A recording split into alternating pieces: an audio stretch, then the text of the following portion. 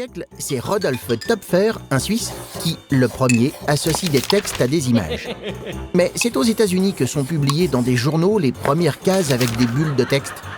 En France, au début du XXe siècle, les héros de bande dessinée s'appellent Bécassine ou les Pieds Nickelés. Leurs planches paraissent dans des journaux pour enfants, une nouvelle presse à la mode. Mais la BD, c'est que pour les enfants.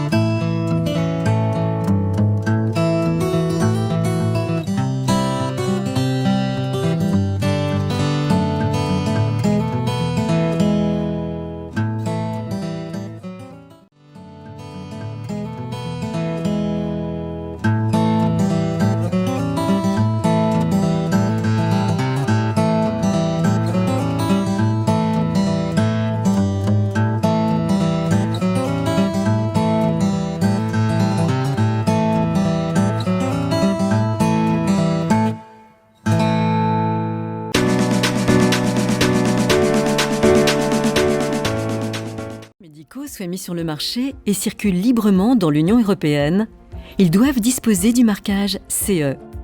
C'est un gage pour vous que l'utilisation de ce dispositif contribue à vous soigner et aide votre médecin à établir un diagnostic sans compromettre votre sécurité ni votre santé.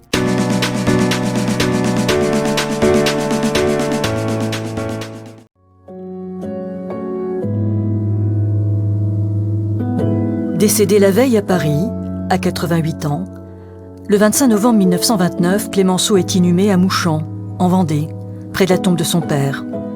Il avait exigé ni cortège ni cérémonie d'aucune sorte. Mais des amis et des villageois viendront lui rendre un dernier hommage. Si pendant 50 ans, il a occupé la vie publique, c'est désormais le Père Lavictoire qui reste dans les mémoires.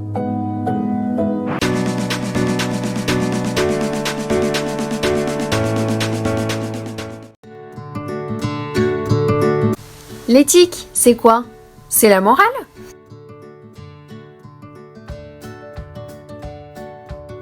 Non, la morale, ça ne se discute pas, il faut la suivre. Et l'éthique, c'est tout le contraire, on discute tout le temps. En quelque sorte, l'éthique interroge la morale. Et la bioéthique, c'est quoi? Chasse gardée des médecins? Et pas du tout, c'est l'éthique de la vie. Ça appartient à tout le monde. Mais ça sert à quoi l'éthique?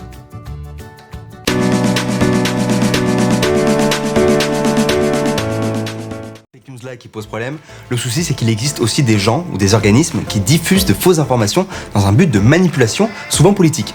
Par exemple, le 14 février 2018, une fusillade a eu lieu dans un lycée de Floride aux États-Unis. Un ancien élève ouvre le feu et tue 17 personnes. Et parmi les rescapés de cette tuerie de masse se trouve Emma Gonzalez, qui va assez vite devenir une icône de la lutte anti-armes à feu. Elle s'attaque notamment à la NRA, une association pro-armes. Et oui, alors la NRA diffuse une courte vidéo dans laquelle on voit Emma Gonzalez déchirer la constitution des États-Unis. Et vu le patriotisme des Américains, forcément, ça passe très très mal. Sauf que cette vidéo est fausse. C'est un photomontage plutôt très bien fait, il faut l'avouer. Mais en réalité, la vidéo originelle est celle-ci, diffusée lors d'un énorme rassemblement à Washington. C'était le 24 mars. Emma en train de déchirer une cible de tir, ce qui est parfaitement logique, vu l'idéologie qu'elle défend.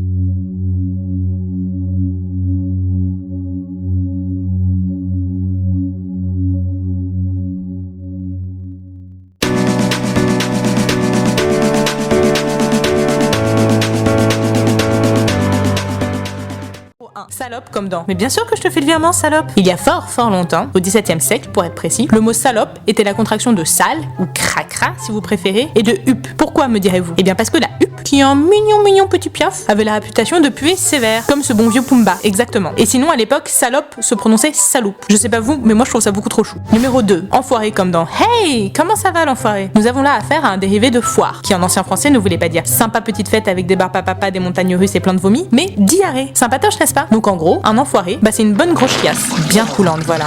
Numéro 3, buse comme dans C'est vraiment une triple buse cette Monique. Depuis le XVIe siècle, qui a vu l'arrivée des éleveurs de rennes en Laponie, vous le saurez, la buse est considérée comme un oiseau très stupide. La faute à sa petite tête qui reste toute figée quand il vole et qui lui donne l'air complètement con. Et franchement, c'est pas cool du tout pour les buses.